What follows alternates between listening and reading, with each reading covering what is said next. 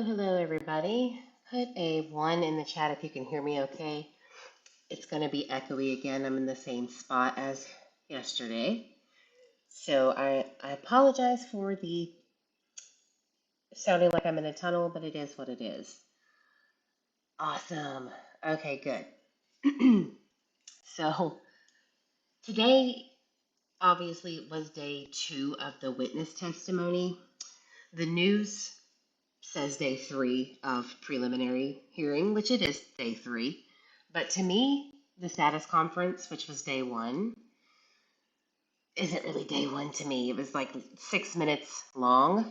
So I just don't think it counts in my mind. So we're just going to say day 1 was yesterday, the official witness testimony day.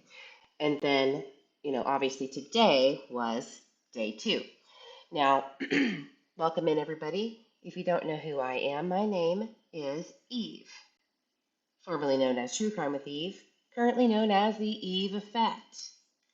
Go ahead and hit that like button while you're here. Much appreciated. Even the lurkers in the back, you can love to hate me, but you could also hit that like while you're here. So today was a lot of day 2 in my mind, which was today, was nothing except for Stacey Wondra's interrogation, confession, post-confession. So we got some details out of that. I am going to wait to do that tomorrow. I'm going to wait to go over that because first of all, I did not finish day 1 yesterday, but there are so many things that we need to go over. And I think that everybody is very well aware of Stacey Wondra's leaked footage that was put out there. So everyone or most people are familiar with that already, albeit there are new details, of course, in today's preliminary hearing. So what do I think about today? I think that it is the ramblings of a pissed off soon-to-be ex-husband of Sarah Wondra, and it's very clear to me that the motive, if he is in fact lying, which I do believe he is confessing to get at specifically Sarah, I think that makes more sense to me than the actual ramblings he put out there. It takes a true psychopath to just sit there and say things like he wiggled out or he was terrified, and he was saying things that I believe the detectives he thought wanted to hear, but that's just me. And, I could say a lot of things. I could say that I did this, that, or the other, or whomever else did it. I could say that all day. It doesn't make it true, right? So how are detectives going to, or how's the prosecution going to connect the dots of any evidence, if any evidence there is, to the ramblings of the horrible, horrible ramblings of Stacey Wondra, who it is disgusting. As I've said before many, many times, that the reason why he is here, if he, in fact, is telling the truth about the false confession, which I do believe, then, he did put himself here. And he's well aware of that. I would hope. It seems to be. However, at the end of the day, you have the right to fight for your innocence and have the defense to do so. Gotta love the lurkers, I know, right? Welcome in, everybody. Welcome in. Sorry I'm late. It's been another long day. Good to see you, Silence in the Evidence, Miss Rubug, and everyone watching. Ruby Rose, of course. Piece of humble pie. I like it. I like it. And hello, Alaska Bushmo. So if you're watching the replay, go ahead and hit that like button for me while you're here. Thank you so much for watching. And like I say here on this channel, we like to be critical, logical, yet um, speculative when necessary, and I will do my best to let you know that. So this case is about missing Michael Vaughan from Fruitland, Idaho. He was then 5 years old. He was last seen um, near in his home in the evening time, again on July 27th, 2021, around the evening time. And he was never seen on camera. He was never seen, but he was seen by witnesses that we are still waiting on. I think one of the witnesses that are going to or was supposed to testify, her ex-husband did it for her, and it's not the same. I'm still looking into what the hell's going on with Dorothy Starkey and why Carson Starkey took her place, I guess. Maybe he didn't. Maybe there's just, we're waiting for Dorothy to become available. Who knows? But it's a big one. She is an eyewitness. That makes the least sense and is the most suspicious part of the probable cause affidavit. So here we are. 4 suspects had been named in November of 2022, and the only one charged so far is Stacey Wondra. He is charged with first-degree murder, second-degree kidnapping, alteration or destruction or concealment of evidence, and then a persistent violator charge because he has prior felonies. And in Idaho, you get punished for being punished already. You know, I guess it's to keep you from continuing or just keep you in the jail. I don't know. So we're going to go over very crucial dog, canine, and canine handler testimony. And since some people do not know the difference between what dogs do, I think it's a good time to break that down and be very clear about who did what. All right? So give me just a second to pull up that PDF file that I did with KTVB's coverage, which I do appreciate, don't get me wrong. However, it's not the full potato, if you will. There were lovely ladies that took very good notes and recalled a lot of things that were not put out there yet. I still have not seen a full hearing except for one channel, and it's not KTVB, it's not any of the news affiliates. It's just a random channel that actually put out the entire status conference on the first day, on Monday. So you can go and watch that, or I can play it here, but it's boring. There's really not much to it. But I thought that was interesting that a random channel no one has heard of put that out before anyone else. Why are they not putting the full thing out? Maybe it's because they know that it's, or maybe it's the rules and I just overlooked that. But, you know, public transparency is important, in my opinion, and they're dropping the ball. All right.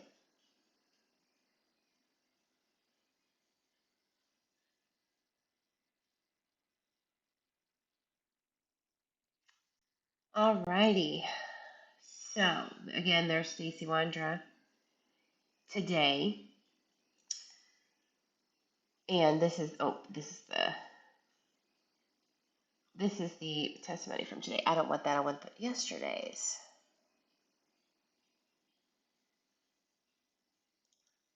One memento. I hope everyone's doing okay. I did hear, that there was a lot of people upset in the chat yesterday, and because of the haters coming in, and I'm sorry, guys. It just is what it is with this case. But we will try our best to be on track. You know what I mean? We will do our best. I am human, though. I am who I am.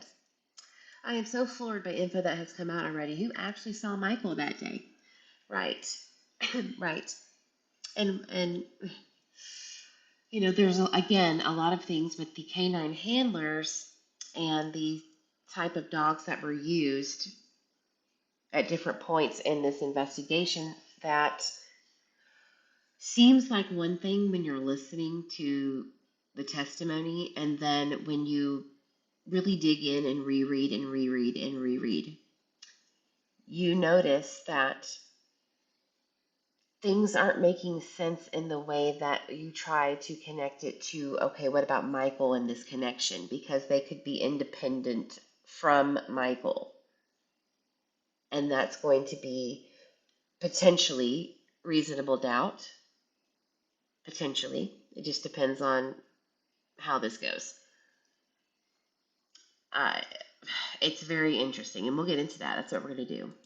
We're also going to go into Carson Starkey, the neighbor of Stacey and Sarah Wondra, direct neighbor. And that's an interesting one. Again, Dorothy Starkey was supposed to testify. She was subpoenaed and was excused and or just did not come to testify. There's something going on there. She's so crucial. Again, she was in the PCA and said that Michael, she either saw him when she was leaving or arriving into the neighborhood. The question is, where was she going? I do know and have confirmed that Stacey or Sarah Wondra on a TikTok said in her testimony that she was helping her neighbor's ex-wife, stay with them because she was homeless, because that's her Christian thing to do. It's the right thing to do, help her brethren. And that is a very, it raises red flags because, first of all, these are two registered sex offender people, Carson and Dorothy Starkey, which is relevant to the fact that that is a crime against a child and Michael is a child who is missing. We don't know if there's a connection. It's all alleged. That's a speculative thing. But what I'm trying to say is it's absolutely crucial that Dorothy Starkey testified during this prelim, in my opinion, because she saw Michael outside of the street that he lived on. She was the only one. I just realized many, many moons ago that I found a Google Maps photo of a child on a big wheels bike, which is what Dorothy Starkey said she saw Michael on the street, or excuse me, the neighborhood across the street on Meadowlark, which meets Red Wing and Meadowlark away from the Wanderer's home on the very opposite side. That's interesting. That's interesting. So was it a different child that she saw? Is she lying? We need to know, right? We need to know. So yesterday I went over the parents' testimony, and we got a little lost in the sauce there. So we're going to go to, and I also went over Dustin Witt. He handled the trail scent dog, Banshee, who is no longer with us. Rest in peace, sweet girl. She has saved many lives and has helped find missing people and also find criminals with drugs and help put them away. So Banshee was a baller MVP of the trail scent of donkeys. So I'm sure she will be missed. So Dustin Witt, again, was the handler from Merced County Sheriff's Office in California. He came down in August, on August 2nd and 3rd of 2021 at the request of the FBI to help track the scent of Michael using a shoe. And I believe it was a pillow as well, which I went over the fact that the defense kind of brought to light that if someone who lives in the same home as other people that stay in common areas, could the scent, that the dog was trailing was in fact someone else that lived in the home that the dog also smelled in that shoe. Totally a thing. And how does the handler know that the dog is actually tracking Michael's scent versus someone else in the house? That's a very good point, because as we know, the mother went and put flyers around the neighborhood where Michael was allegedly seen by Dorothy Starkey just prior to that. So that could be something that the defense is going to nail in um, if this goes to trial, which I'm sure it could, but it might not. We'll see. One second, let me check my phone. Sorry, guys. I'm getting blown up. Okay, we're good.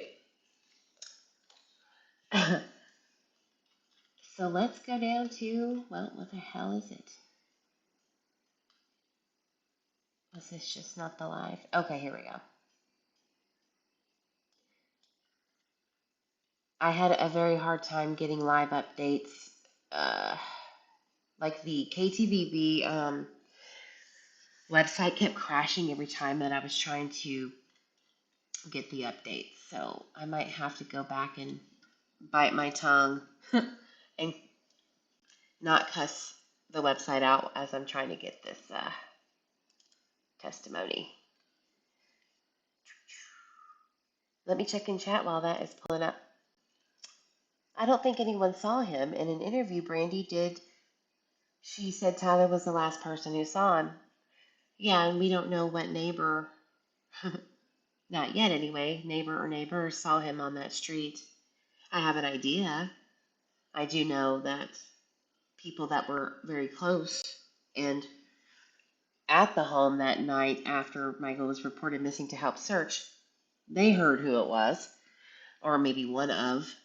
So I have an idea, but we're going to wait until that comes out because we don't want to get that wrong. Eve, do you know why Stacey is the only one that has been charged? What about the other three? That's a great question. I think that the prosecution is wanting to see how the judge rules to bind these charges to the district court where we basically start all over. And once that happens, I think that they're going to have a good idea as to charging the rest. Now, that still could change, right? All of this could change. It could be Stacey's charges are dropped and maybe later on they feel like they should go a different direction. But I think that because this stuff came from Stacey, this alleged confession of all of this detail that we haven't seen any evidence to connect that to yet, we're not going to know. It's a very up in the air situation to me. Ruby, in the beginning, Brandy said neighbors saw him, but that was never stated by law enforcement. This trial will reveal a lot of questions. I agree. I think you're right on that. All right, so I did not pull the latest. I'm sorry, one second. I'm going to get it real quick.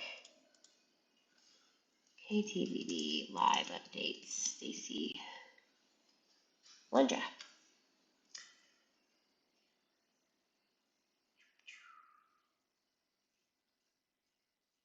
There we go.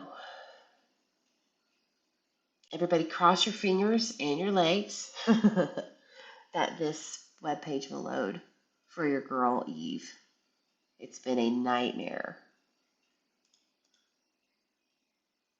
I literally have to click at the right time to get everything captured. And then it'll say, never mind, you don't get anything. Crash.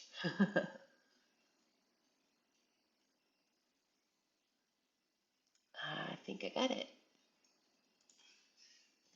Haha, I beat it. Up yours, KTVB webpage with all of the ads that are way too ridiculous. Thank you. All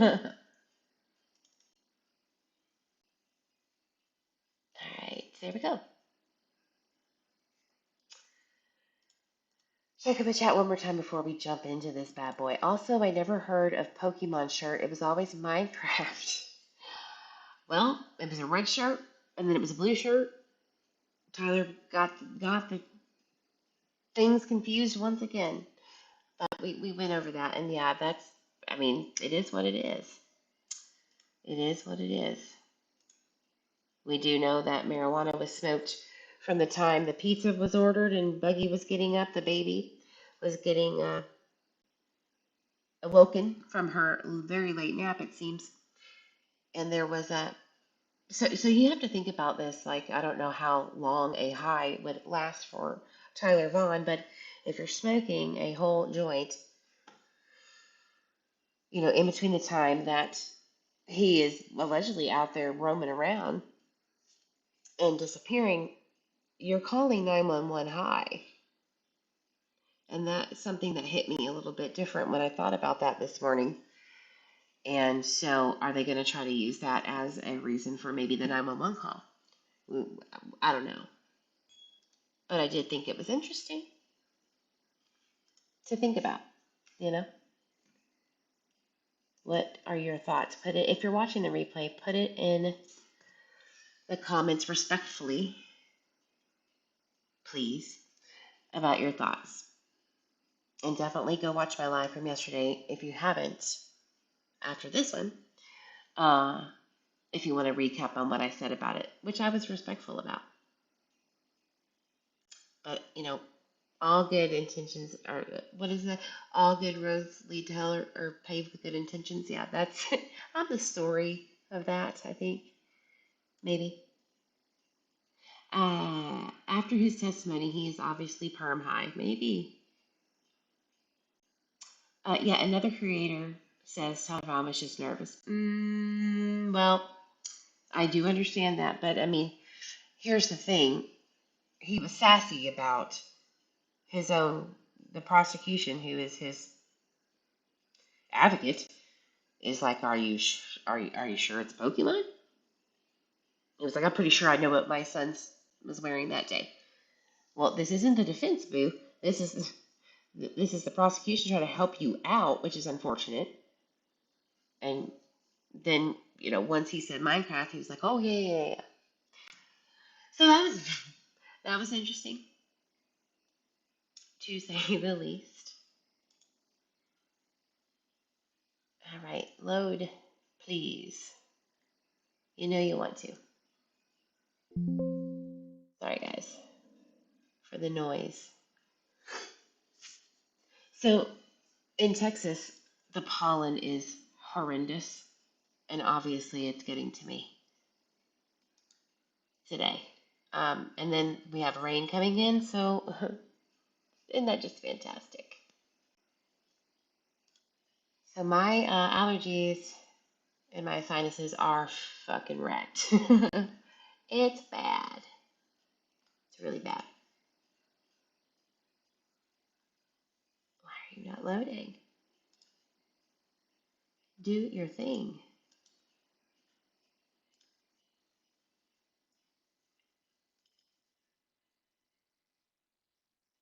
And if it's choppy when I play videos, I'm sorry too. The internet here is really terrible. Terrible. Awful.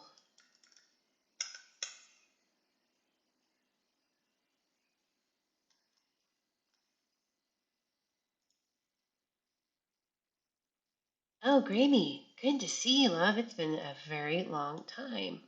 Good to see you. I'm going to make sure that this is still not the right one. That's fantastic. Fantastic. Oh, I did mention yesterday that Dustin Witt, who again is the Banshee canine handler, hitting on that deer antler and then him trying to correct her as if that's not the right trail to be on, and she started to behave better when she was redirected after this deer antler hit, which is very close by to Michael's home, in my opinion only. But I do have a photo of this damn deer antler, which I'm sure everybody in Idaho has one. That's a thing. But leading from the deer antlers, which again is very, very close by, straight to the bluffs down the way, where the tricycle was allegedly thrown into, or the stroller rather, and then a bicycle was found by a Idaho State policeman during a search behind the bluff sign close by. How does all of these things just get in random places during the most prolific missing child's case in that area or in the state? right? Like, what, you know, I just don't understand.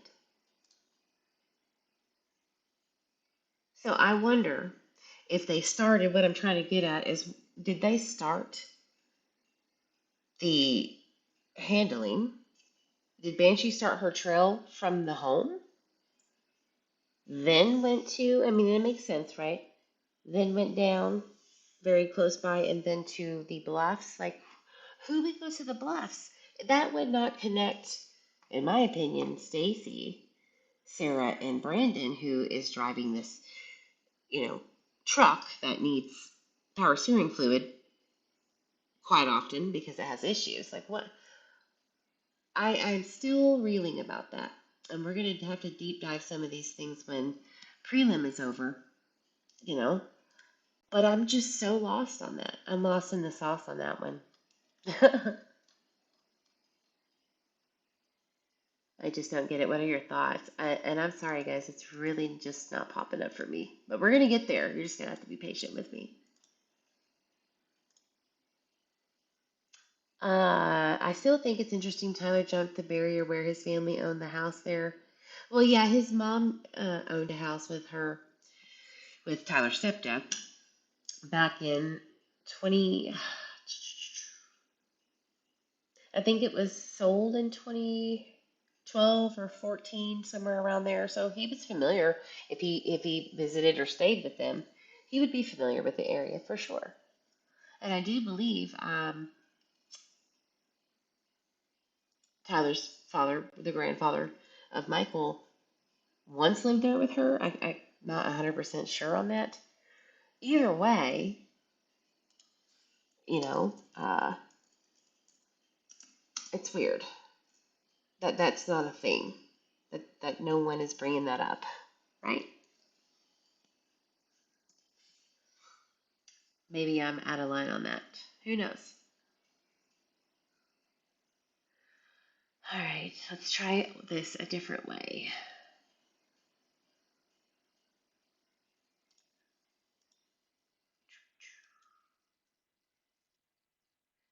Yeah, why is that not pulling up?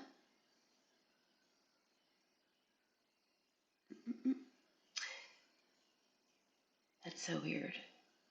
Hold on, I'm gonna have to go to my iCloud and just pull it from there. Memento. Gotta do it the old-fashioned way. Well, it's not really the old-fashioned way, but a back way, rather. Yeah, that was interesting to me, Ruby, for sure. Jen Smith Newman, that's a good, yeah. Mm-hmm. Isn't that what's her face's house? Yeah, I believe so. I believe so. That's my speculation that it's her house. Yes. It's kind of funny though. There were a few houses in the beginning. The news had captured like this one blue house with a big ass deer antler on it, but it was mounted. I highly doubt Banshee was like, he was right, he was up there. That probably would not be. And we have to like think about this when I finally get this to work. Was it really Michael's scent, or was it someone looking for him from the home that shared, or did the scent particles get mixed in with that shoe and it was in fact Tyler or Randy? I think that that's what the defense didn't say directly, but that's my reading in between the lines kind of situation. It makes sense. I mean, it's not out of the realm of possibility. It's not. There, like I said yesterday, there is a person who made a scent trap for your loved ones, and just in case they go missing, so that that doesn't happen, because it does. Because she had experience with that as a detective and canine handler. So it's not, again, out of the realm of possibilities at all.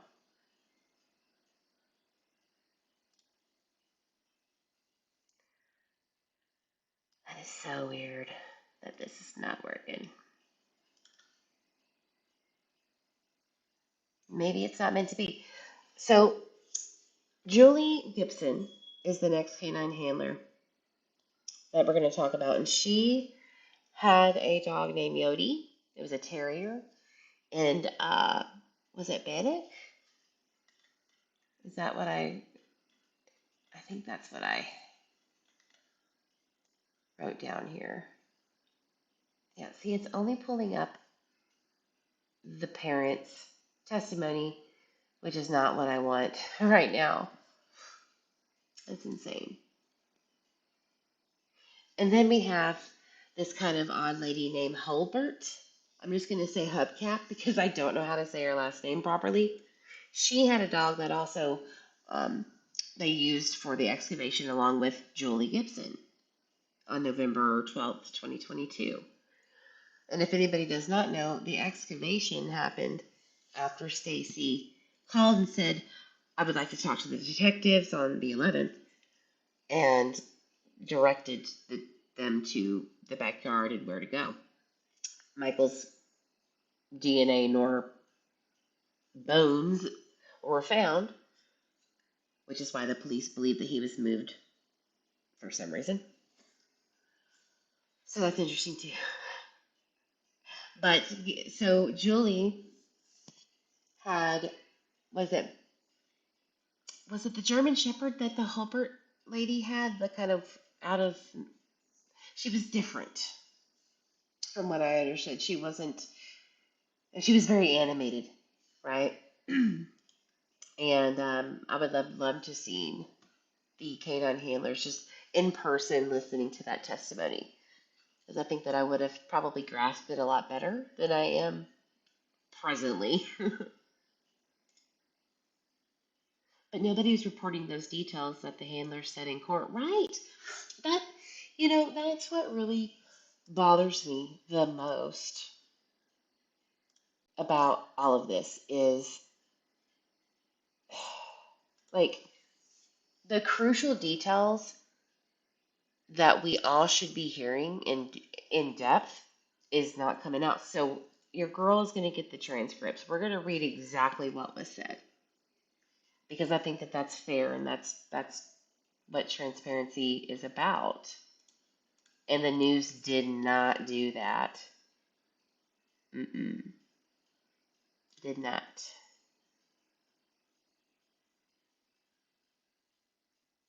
See, it's only giving the parents' testimony right now when I look for yesterday's stuff. And that's ridiculous.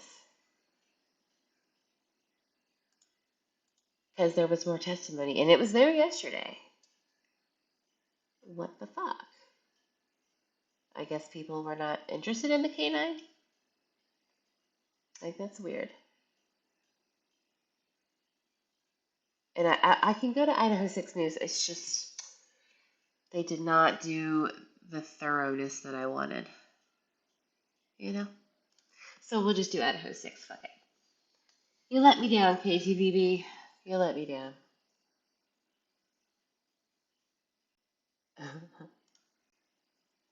Alright, that's what we're going to do. I'm just going to go straight to the website because they don't bog my shit down. Okay. We're getting there, guys. It's going to be a little late night, but we're going to get there. I will power through if you will do it with me. Okay, canine handlers describe key alerts. This is what I wanted. So we're going to summarize a little bit today.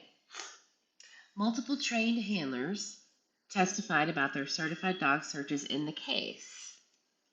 Julie Gibson, a cadaver dog handler. We need to fact check that. Said her Jack Russell Terrier Yodi alerted to an area near the Wondra's home backyard irrigation box in November 2022. After much of the yard had been excavated, she explains that residual scent can travel underground and accumulate in such locations. So what that means is, in layman's terms, the irrigation box, which has like pipes running through, for water and irrigation. If you take that lid off and you see those pipes, it's just in the ground. It's nothing crazy. It could seep through. It's not really a hard concept. But that residual scent that maybe had settled and went into this area in the irrigation box, it could just sit there and accumulate over time and not move, especially since it's in a box. So then we have Deborah Hurlbert. We're going to say hubcap because I am not trying to be disrespectful, but I literally have a hard time saying Hurlbert. Deborah, another veteran canine trainer, described how her German Shepherd Bannock pulled her repeatedly toward the Wondra property during the same search, suggesting a strong scent source. So let's look and see what Bannock, what his certifications are, because they didn't really break it down here. And I believe Bannock was the human remains, certified human remains dog. Somebody correct me because I am so out of it today if I'm wrong. And I forgot my notes in the other room. So Dorothy Stark is most probable to be the last to see Michael. I don't even know if she did. But if she did, that's suspicious because she's basically seeing Michael in the timeline that he is last seen by on his street. And then the window of time. And she had access to the Wanderer's house. So what the hell? I mean, yeah, and now she's not testifying? Are you kidding me? Come on, y'all. There's something wrong with that. Right? It does feel a shame though they have changed timelines and padded their evidence based on the confession. That bothers me because there are a lot of cameras in that neighborhood. There's plenty. Yeah, there's plenty. No doubt about it. No doubt about it. So we do have to I need to make sure that you guys are aware that Julie Gibson's dog, Yodi, and Bannock, Deborah's dog, it was after the excavation had happened on November 12th, 2022. And then they're hitting on these things. That is crucial. We need to know the difference between prior to that and then after the dirt was removed. Because you're disturbing scent. And it could be now misplaced over here, so you really don't have in my opinion only, where was the scent originally? Did it end up here later? How are we going to explain that? And how is the prosecution gonna explain that? Right, Miss Rubek, right? Right. So what was it? Bannock, Deborah, Hurlbert, Bannock. Oh, KBOI. I forgot about KBOI, who I really like a lot. Such a basic format. I just love it. Okay, here we go. Yep, okay. Julie Gibson, a retired cadaver dog handler who trained dogs for a very long time, testified she assisted Fruitland police during the searches at 1102 Red Wing in Fruitland and at a separate address on Snowbell in Cuna. Tina did confirm that it was a little yippy dog that she remembers seeing. And it's really funny. I got to tell you something really quickly. I'm going to pause. I know I'm everywhere, but I do want to tell you, Chris Madonna, the audacity for you to come into that home after being invited in without a search warrant and then say, you can't question us. Sir, you didn't even have a search warrant. Sit all the way down. Your power was literally at the behest, or not the behest, But the graciousness of Tina, Brandon's mother, and for you to say you can't question us after she realized that your bitch ass and the law enforcement that was with you were trying to manipulate these suspects into turning on each other by talking shit and scaring them. Good job. Great job. This is what gives police bad names. When you have to use those kind of tactics to get what you think you need. It's such bullshit. Do not talk to these people without an attorney, folks. They will screw you over.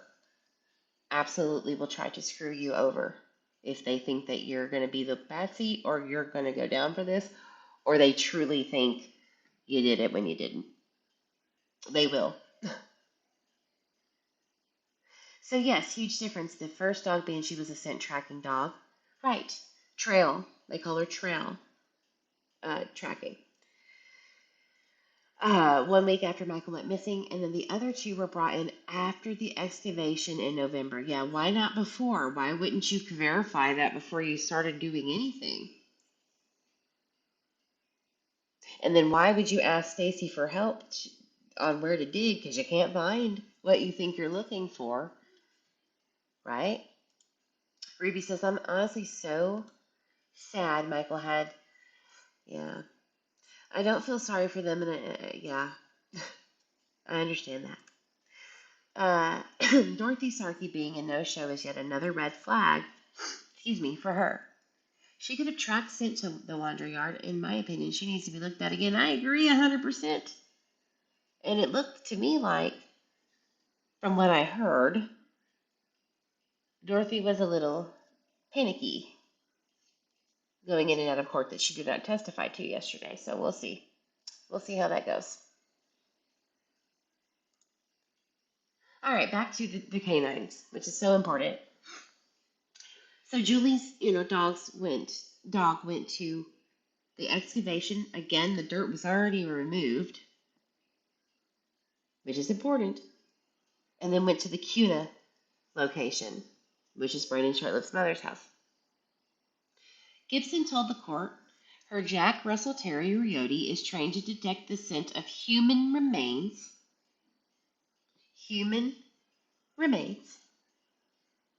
and give a specific trained final response. She testified that Yodi gave that response along a fence line in the Wondra backyard. In her opinion, the dog was alerting to residual human remains scent in that location. Gibson also testified that Yodi had located a body in a separate case. Wow. Okay. Along the fence line. Cool. All right. Which fence line? The backyard. Did Stacey say that that's where Michael may have been? Yeah, he did. Yeah, he did. How will that be, from the defense's standpoint, cleared up? That's going to be a difficult one. It is. We shall see. Another handler, Deborah, testified she searched the same property on November 13th. Excuse me, it was November 13th, not the 12th, with her human remains detection dog, Bannock. Deborah said that Bannock alerted in a general area near the back corner of the fence line. So both of these dogs are alerting to the same area after the dirt has been moved. Not before. Where are those canines that allegedly detected these human remains prior to these two? Are we going to hear from them? We shall see. I haven't seen that, but I'm looking forward to it if they do. Despite those alerts and extensive excavation at the home, Michael's remains have not been recovered. Excuse me. Michael Vaughan was 5 years old when he vanished. sparking an extensive search that stretched on for more than a year before investigators began digging in the Wondra backyard. And you also have to think about this. Excuse me. If you had, let's say, a ancient human remains buried years and years ago that were removed, let's just say when the subdivision came through and was built, would that residual human remains scent be just kind of everywhere? How are we going to know it's Michael Vaughan? How are we going to know that Yodi detected and Bannock detected Michael's? You can't say definitively just because Stacey spouted off these words.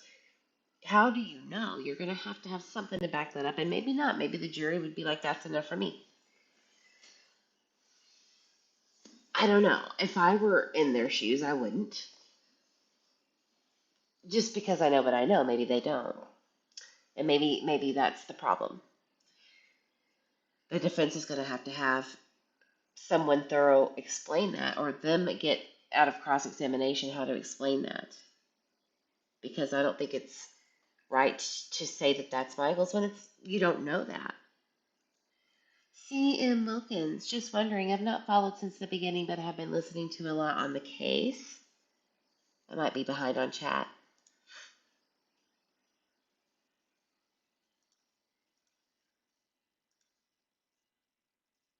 Oh, it didn't load, sorry. But what about the scum who thought it would be cool to take a child and sell him, allegedly? That should anger on more than. All right, C.M. Wilkins, well, we don't know that actually happened. No one else has confessed to anything. Stacey is distancing himself from involvement except for knowledge and being around. So I don't know how we can say that somebody is guilty of something that's not even admitting to the crimes they're charged with. Could he have just simply lied? Yeah, he could have, right? We're going to have to see the evidence, and anger is only going to get you nowhere. We need to be patient.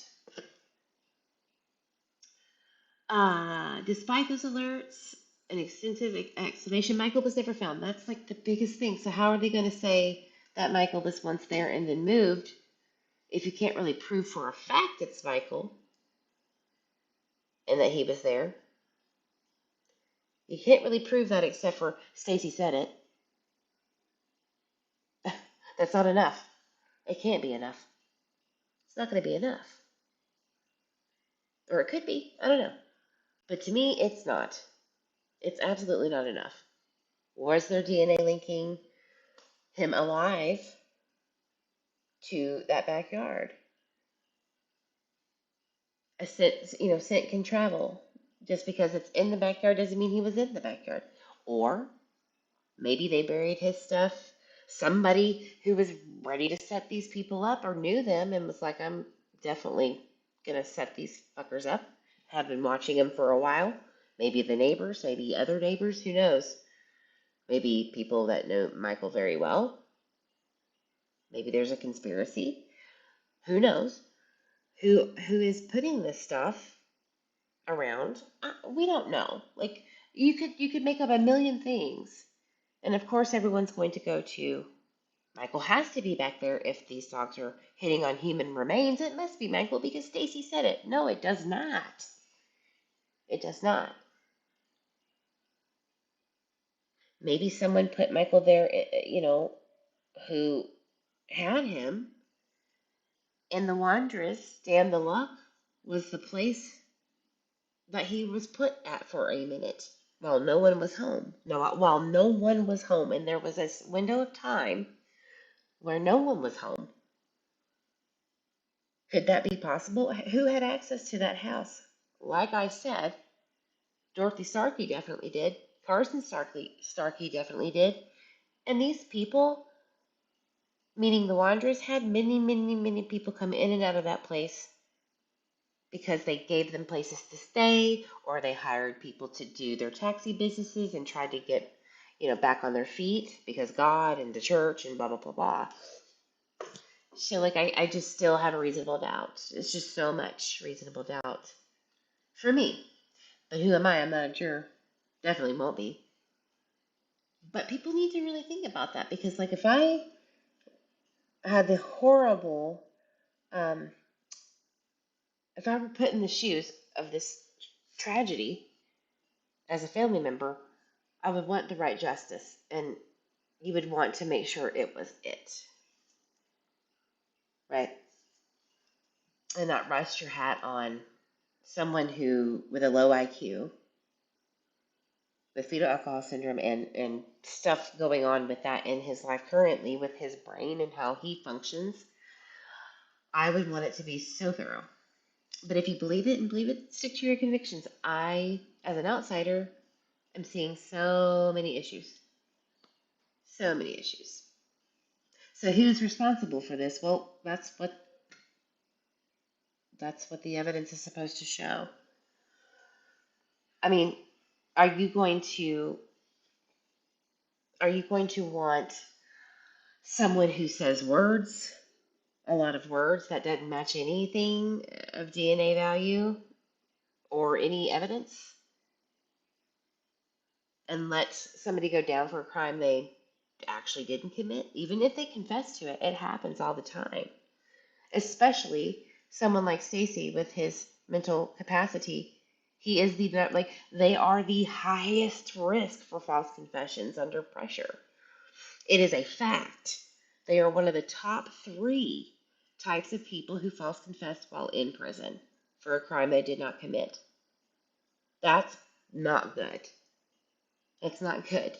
I wouldn't feel good about that if, knowing those facts, I, as let's say, a mother of a missing child, and this is my situation, I don't know how I could cope with the fact that it doesn't matter. He said it, and that's that. We'll have to see what the evidence shows. That's just me. I would feel worse putting somebody in prison for something that they didn't do, even if they confess to all of this stuff that's so so horrific, which I do understand that part. Even then, it doesn't change anything if it's not true, or if it's unreasonable. It's almost exploitive. Are we exploiting this man's shortcomings and disabilities to get justice because of the traumatization that his words caused, not the actual facts? That's just how my brain works, so I could be out of line.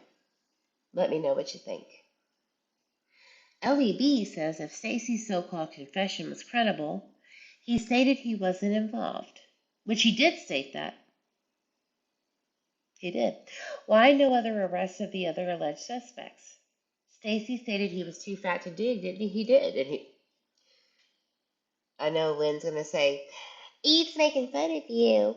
I'm not making fun of him, but he admits that he was morbidly obese and that he could not do what they're stating he was capable of, which is murder. They charge him with first-degree murder and kidnapping. Okay? Which, to me, I don't know why the conspiracy part wasn't thrown in there, but even then, where's the nexus? Where are we linking this? Because of Stacey's words. Again, who is a person of one of the highest risks to false confess. I don't see how anyone could believe any of it. As horrible as it is, people do confess to things they did not do because some people do not have the same brain wiring as us, as what you would call the normal social person. People just cannot wrap their head around that. People false confess all the time. Otherwise, we would not have exonerations. And guess what? Those exonerations are high risk, like Stacey, low IQ, mental disabilities or shortcomings. He fits the fucking textbook. And I guarantee you there's going to be experts that are world renowned experts that will tell you this on a stand if it goes to trial. There will be. Um, Lynn is a mole and a wacko. I don't believe any of it. Right, I agree. Amanda says, I've heard nothing yet to dispute this, right? The defense needs to bring an expert on to testify about though that like I just said, Rebecca, you were feeling what I'm feeling. That's exactly what I think will happen. And it won't just be a smuck off the street. It'll be somebody that is well known. In most cases, it's delayed for too damn long due to many factors, and it's broken. Still have to have hope and keep pushing forward, right? So I'm going to end this with I was really planning to go live way earlier and longer, but I don't think that I'm going to be able to. It's late. And I'm coming down with something, or the pollen's just got me almost laid out here. But I want everyone to think about this when you are thinking about the handlers and their dogs and where they're hitting and all of that stuff. Yeah, it does sound extremely um, suspicious for Stacey. It makes it look like whatever he said lines up with what was hit on. But it really doesn't entirely. It really doesn't.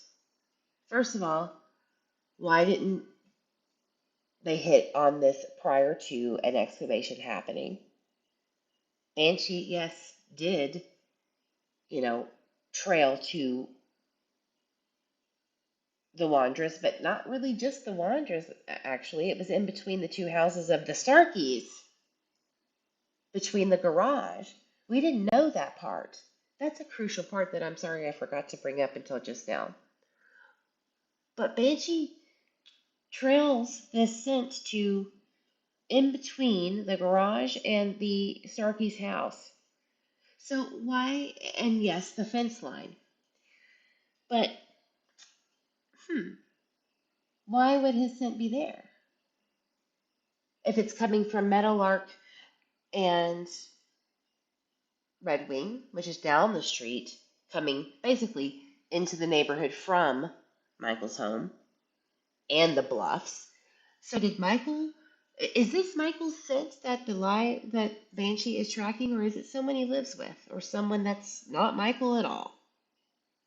I would hang my hat on that more so than Michael being on a big wheel tricycle that nobody can explain yet at Meadowlark and Redwing. And just so happens that as these suspects are plotting and planning to abduct a child, which is not easy to get away with, it isn't. It's easy to conceal a child where no one can see them on CCTV within a container of sorts in a vehicle that's very close to where he is. That's one thing. I just don't see the theory that these four people did that with all those cameras around. And where are those CCTV footage? Why did they not see Michael at all? At all? I just don't understand. The scent was muddled, also past trail, current, especially if past was most current. Well, it wasn't like this Banshee dog was there on July 28th. Michael went missing on July 27th. This dog trailed scent on the second and third. And I believe there was a terrible storm either right before, I'm pretty sure it was right before the dog was called in. It was a bad one. It was very windy. Like there was a tree that was basically in the neighbor's freaking house or yard that first week. So did that have something to do with it? Like there's going to be more things that I'm sure are going to come out. We just don't know. It's just too unreasonable to say that for a fact this is what it is. I'm sorry. I'm not buying it. Amanda says, I do believe Stacey has been shown to be guilty so far. And that's your opinion. I appreciate that. I don't like the way you frame the parents as it being their fault. I didn't ever say it. Have I ever said it was their fault? I have never said that, nor have I said it today, especially. If you perceive it that way, it's because you wanted to perceive it that way. And I did not do that. I hope you will rethink what the tree of conclusion led to. Well, I hope that you rethink that this judicial system is not based on anger and judgment. You're supposed to have a non-biased view, right? And that's not what I'm seeing from some of the people that come in here that accuse me of that. Michael alleged that he was always all over the neighborhood. Right, maybe he was there the day before. Who knows? Maybe they did, that's a great point because didn't Brandy say that they did their nightly walks just the night before? That's interesting. Why didn't anybody bring that up? They did their nightly walks around the neighborhood. Did they go past Red Wing on the 26th?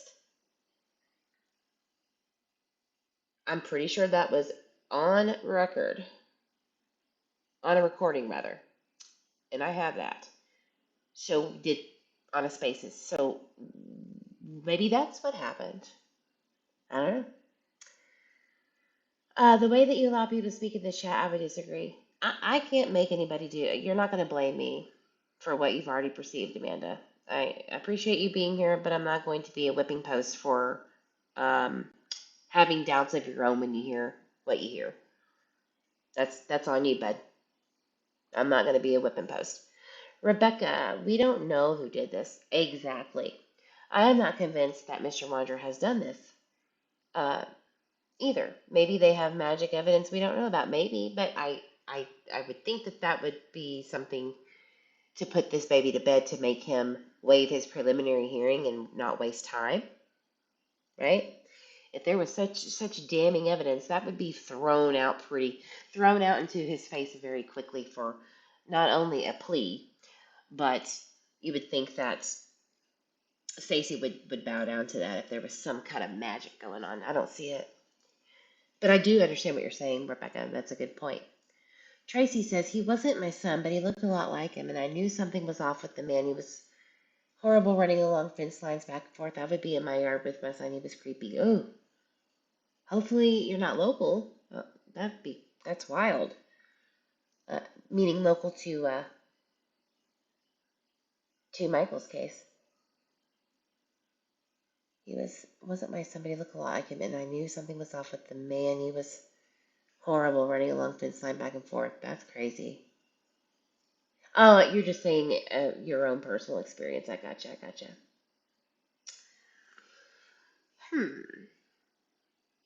Well, real quick, we'll go into Carson Starkey. He came up and testified that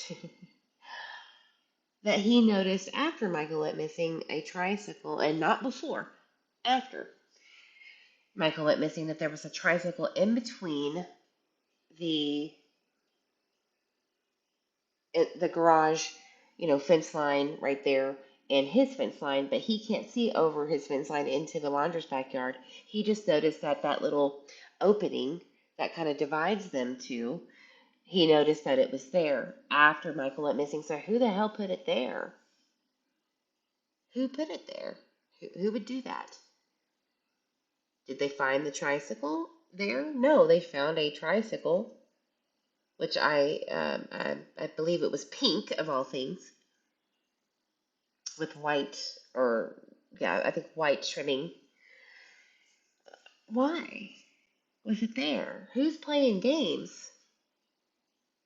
Why would you put something that has DNA of a child that you're allegedly abducting and taking to CUNA and moving and doing things? Which, by the way, they didn't find anything at Tina's house at all. Let me just make that clear. Nothing was hit on. You could hear all you want from other people that said, oh, the dog's hit. Well, the testimony did not say that anything hit at the CUNA residence. Nothing. So go ahead and correct that shit over there, ladies. Because that was not testified to, was it? Tina was right. She was not lying at all. Yeah, Ruby and McDonough did the whole interview over the phone, and Crimmins. Oh, we got to talk about Bryce Crimmins really fast. I'm sorry, guys. I got to start this pretty much over tomorrow and be better because I'm just not. I'm so tired. Um, Bryce Crimmins. Oh boy, Mr. Man, Mr. Man, you are something else. Bryce Crimmins is the son of Detective Scott Crimmins, and boy, oh boy, when I told you guys, there's something about that Washington County, then Washington County um, jailer. I was right. I don't know if I'll know this yet, but Bryce Crimmins kind of did some things, some sneaky things, and we have got to talk about that before I forget. Let me try to pull that up. That is such a crucial thing that I forgot to talk about.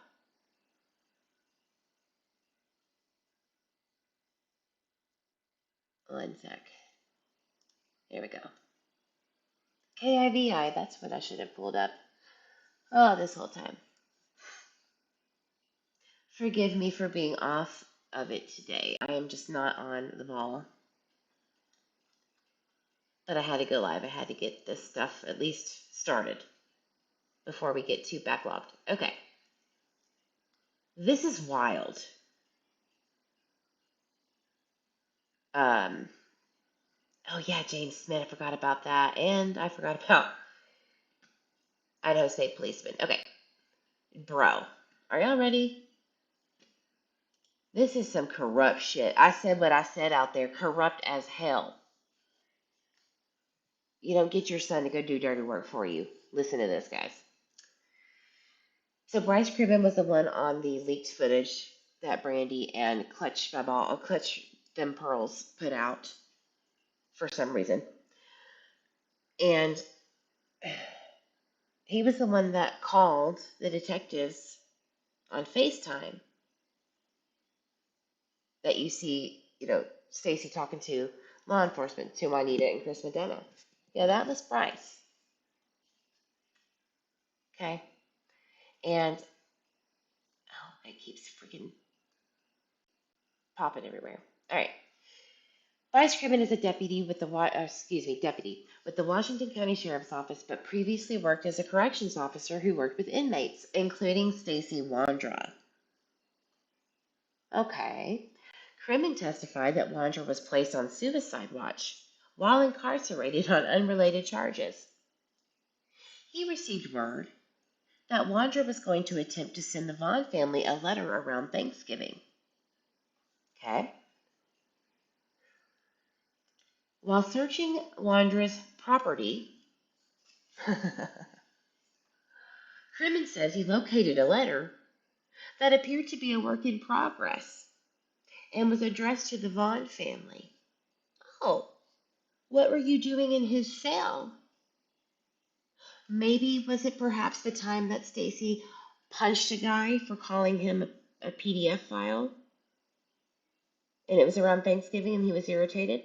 Remember, Clutch Them Pearls covered this information and showed the video of Stacey, pow, right in the kisser, hitting this dude who was just sitting there calling him names at a very uh, sad time where people can't be with their families because they do crimes, right?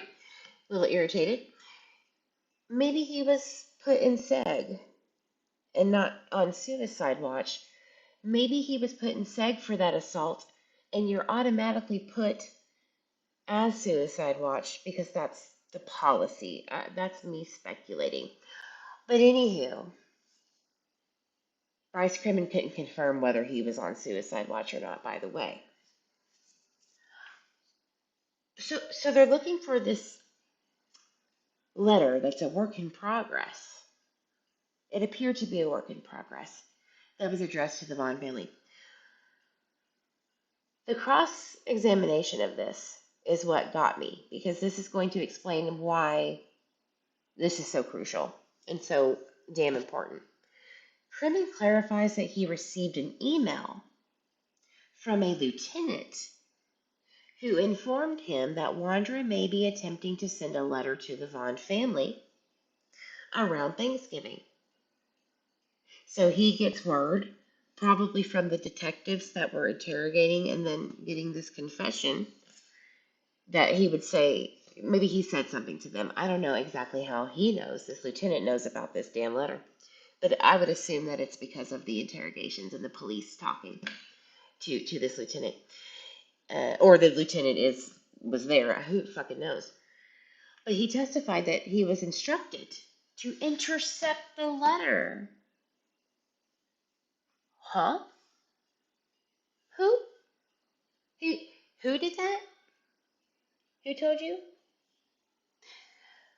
Well, he wasn't explicitly assigned to go through the Wanderer's belongings, but he was instructed to intercept the letter.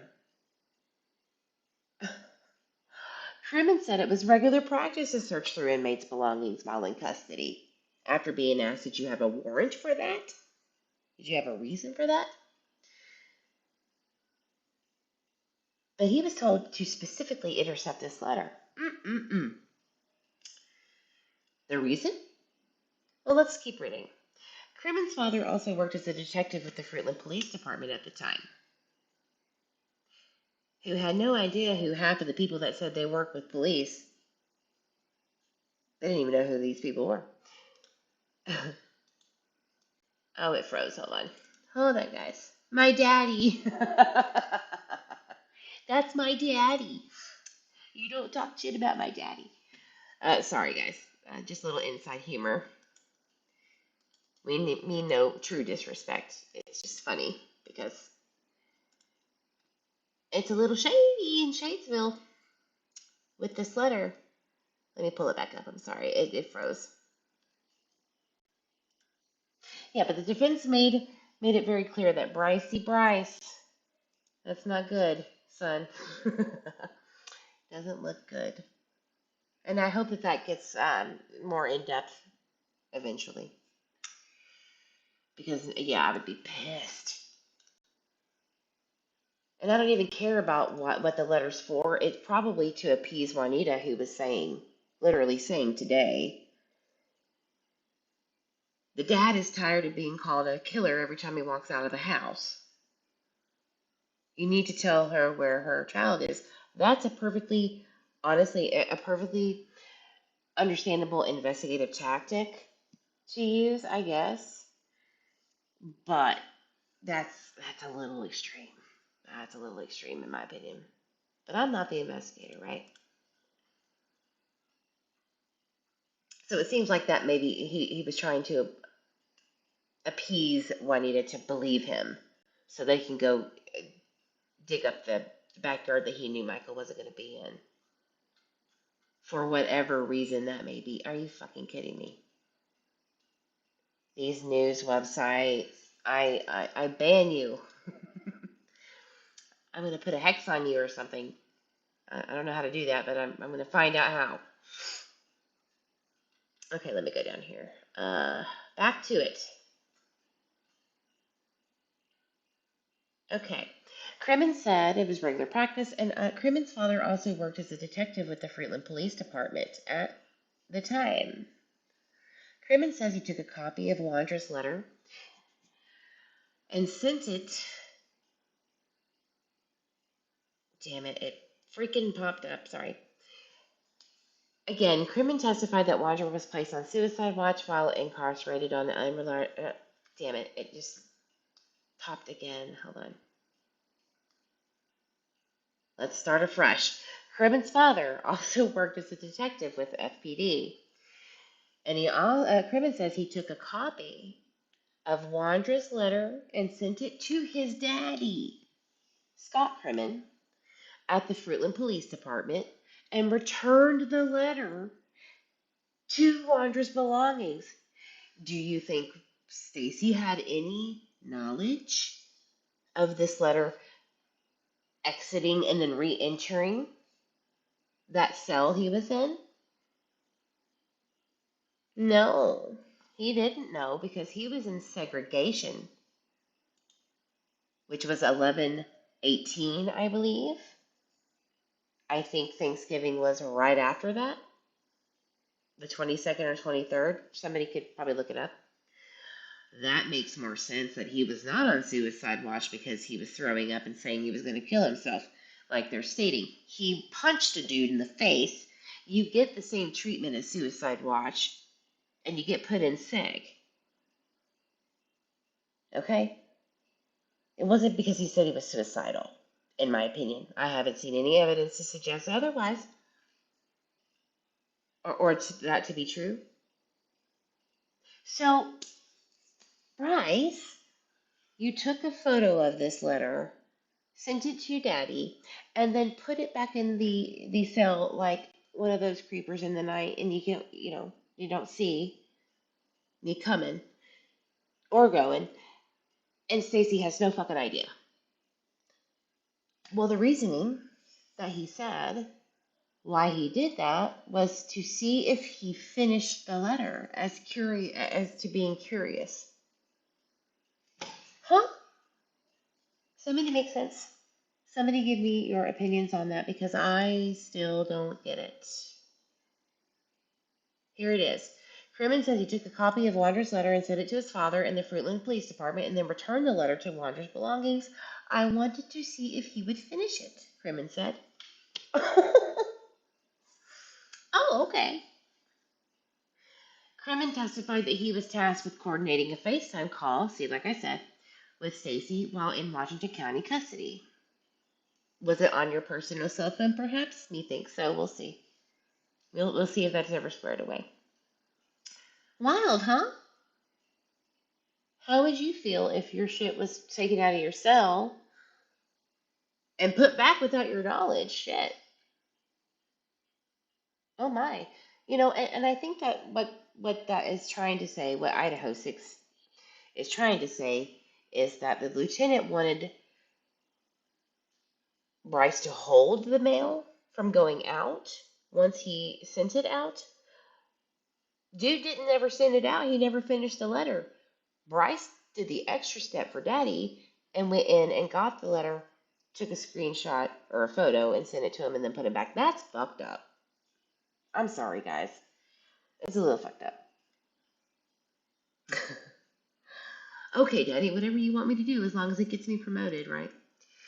If you were there, you would have heard the common thing is clothes in the hampers and her scent would hit in every house she put a flyer on, right? That's what I'm saying. That's what I'm saying. There's been many threats. Oh yeah, I've been threatened. That's yeah, absolutely. I mean, do what you must, I guess. This happens all the time in jail. Oh, does it? Amanda, you're gonna sit here and tell me that people tell detectives go and say, hey, go grab something out of their cell, their personal belongings. We're going to take a photo of it and put it back without their knowledge. This happens with their knowledge, honey. Or if the letter was actually sent out to the Vaughns and they hold it, they hold the mail, that's one thing. That's not what happened here. That does not happen all the time. And if it does, it's not right. All letters are viewed. The letter wasn't done, Amanda. The letters were not, the letter was not finished. It was in his cell. They intercepted the bastard and took a screenshot of it and sent it to the detective and put it back quietly. That is very upsetting. But of course, it's Stacey Wondra, so it's okay to violate rights. It's okay to cross lines, blur the lines of what's okay and what's not. And I kind of have a backstory on this letter, but I'm not going to go there. What my feeling is that this damn letter was about appeasing Juanita, who really wasn't buying his story, was she? Which we'll go into tomorrow about that. Okay, okay, so Bannock, by the way, was that German Shepherd. I forgot about that. That was the German Shepherd that she had. Okay, we're gonna go into a little bit of Carson Starkey tomorrow, but jump right into today's testimony so we can get caught up. Thank you so much for dealing with me tonight. I am exhausted. I have been doing so much research, and let me say this. I don't mean to be snarky to the point where it pisses people off in the chat. This case has been brutal for everyone. Not that, not that I matter, but it has taken a toll on many. It is what it is. It could be of my own doing. That's fine. But either way, the truth is the truth. And when I heard something today, or yesterday rather, that they have not put out yet on these little recap lives on these web pages, it almost brought me to my knees. And it's not about Stacey. It's not about Stacey. It's about what was testified to on day one.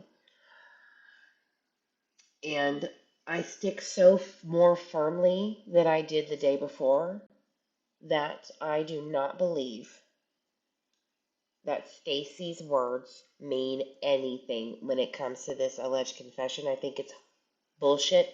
And I also think he tried to get back at Sarah for hearing that she was basically uh, having fun without him, or having fun with other men without him. And he retaliated by doing this shit.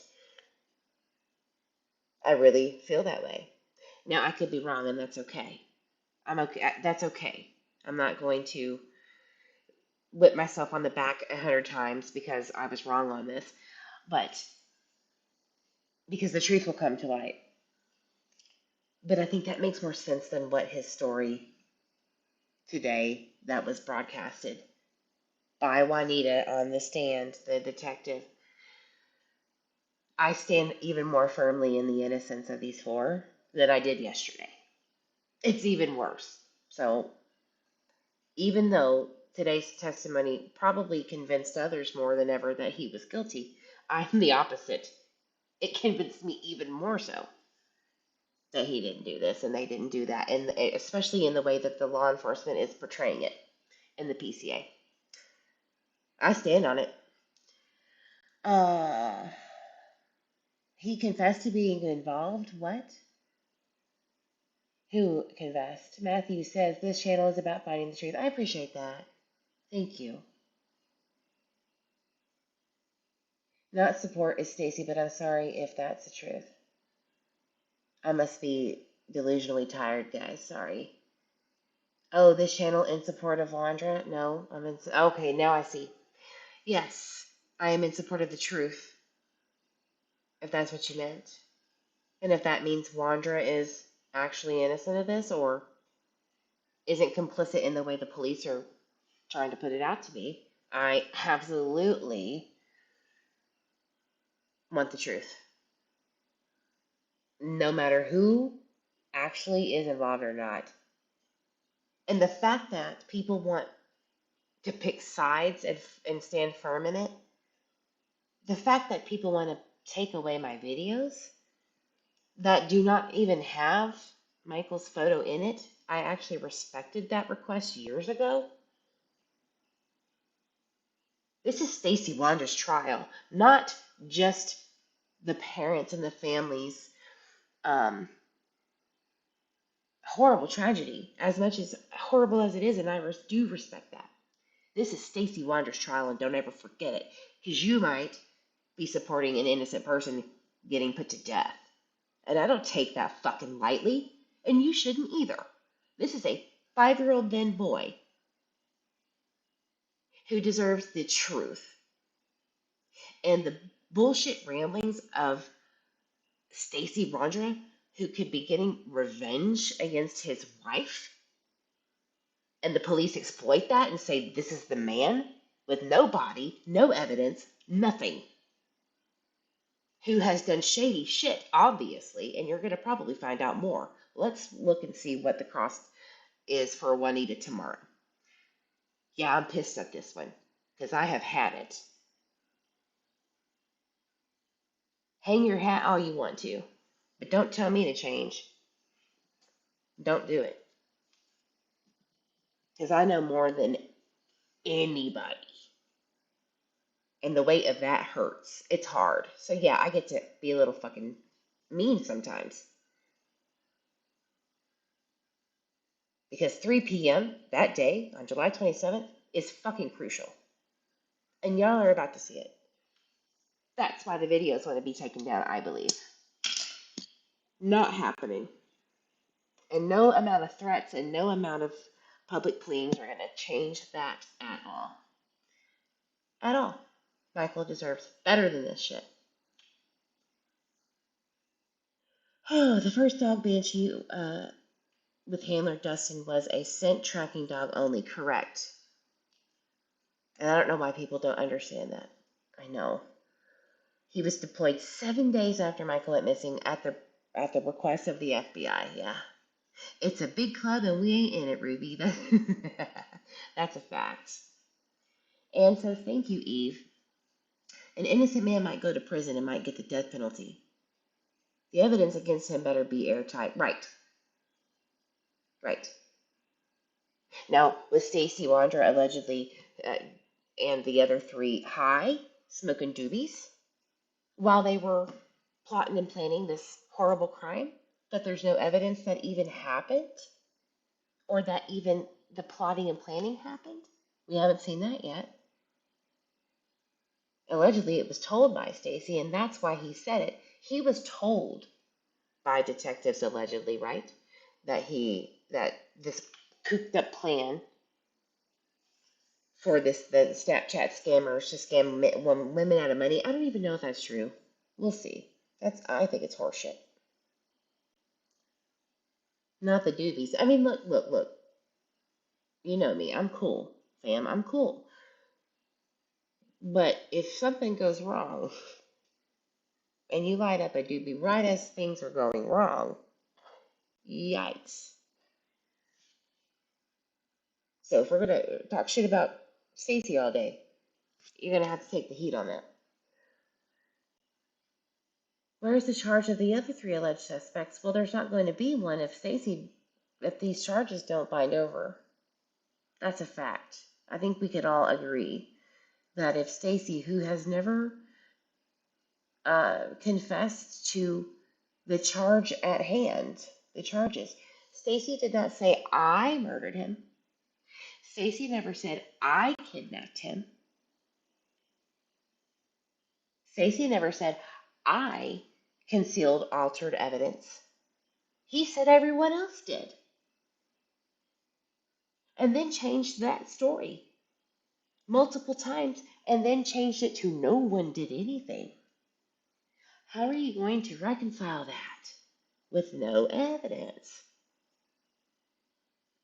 Well, if you know so much, who are the guilty? I don't know. I don't know so much. But I know what's not. I definitely know what's not true. And what may be true on most of this stuff. First Amendment right, I do. Yes, ma'am, miss. I do believe in the First Amendment. Wholeheartedly. You could take my butterfingers, but goddamn it, you're not taking my freedom of speech. um, how about Kelly? If you know so little, who isn't guilty? Let me flip that on you. I shared you out, Eve. That's because I probably got sassy. See, this is what happens when I stay up too late on these lives. Okay, I'm going to wrap it up. Thank you, guys. Brandy also gave a toothbrush for Michael's set. His sister used as well, right? So that's more than 1 cent and or DNA, correct? Who's guilty? Well, we'll know who or who has always looked guilty. Anyone understand how rings operate? Huh? Right. If you cuss more times, YouTube will share you. I should be good. Back up all of your videos just to be sure. Done. It's already done. Been done. Do you know that there are other platforms that are readily available? Oh, this is a bunch of bullshit. He didn't make up anything. Oh, all right, Kim. All right, Kim. Let's go. Before I sign off, let's have a debate. All right, Kim. She said this is a bunch of bullshit. He didn't make up anything. The dude confessed and told them where the body was. Kim, where is Michael's body? Did they find it? No. That would be a no. So where's Michael's body?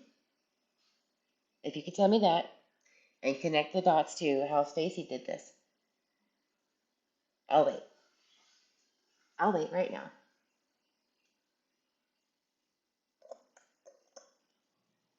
I'm waiting.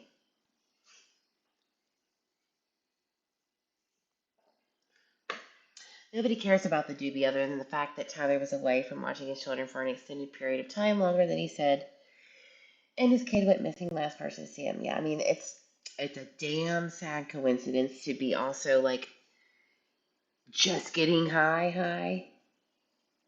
If you're smoking 2 doobies a day, whew, you know, you're a habitual weed smoker, and I have no shame in that. Believe me. You hear me? You dig? I'm not shaming that. I'm not shaming that. However, it is totally acceptable to understand that that is a problem when your child goes missing under your watch. Ruby Rose, Kay, but guess what? Michael is still missing. Is he even deceased? How do we know he's deceased? Take Stacey's look. Take Stacey's words out. Stacey doesn't exist. None of the four exist because the three other suspects deny, or obviously am not saying that they did it. Stacey's the only one saying that they did it. Take all of those people out. What do you have? What do you have, Kim? Nothing. What would they do if Stacey never said that? What evidence could they nail them on? I'll wait.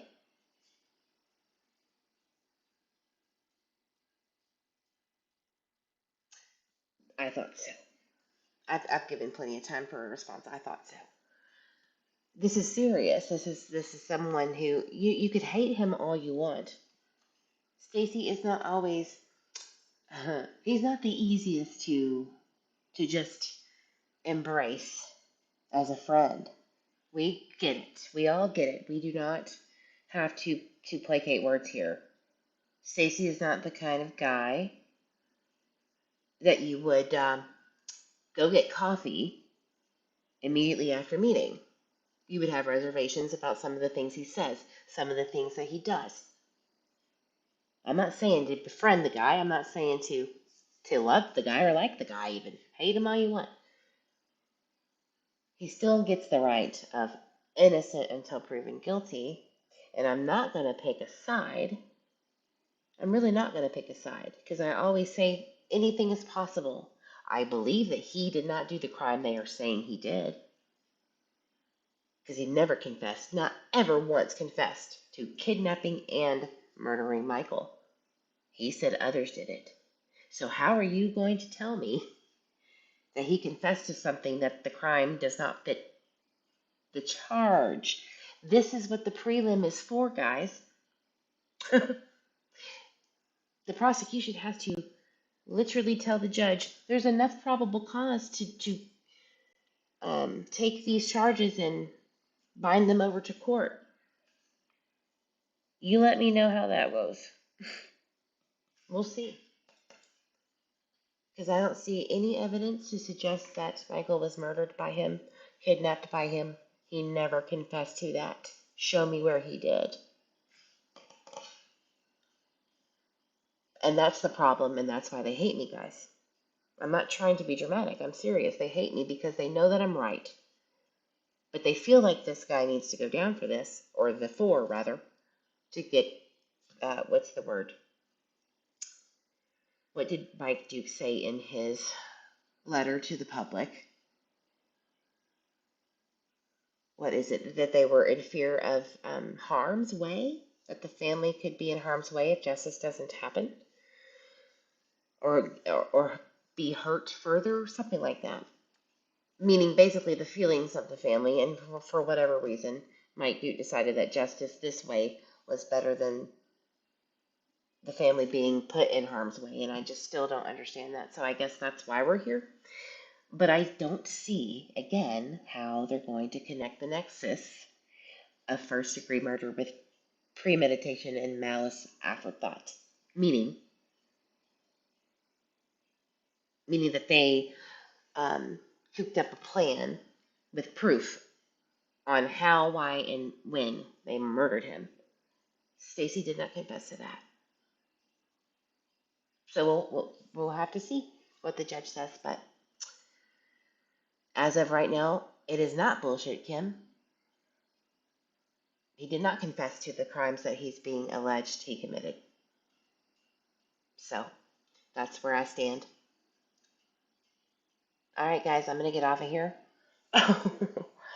I'm rambling like a mad woman.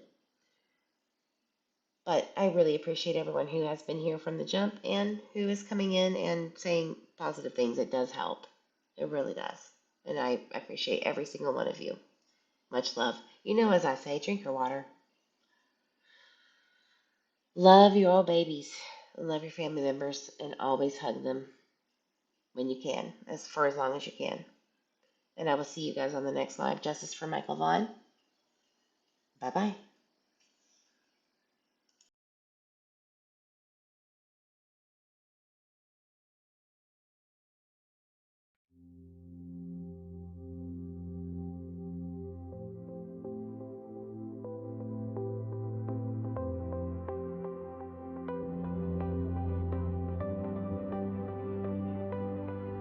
I'm sick of wasting time. I'll take a step back from all of this and try to find my way out of this shit. It's a labyrinth and I keep stumbling. I'm lost and broken, but I'm getting up again. They try to put me in a cage, but I won't get in. I look into the mirror and I see my better twin. I see my past life and I see my better twin. I can't let go. My hands are tied.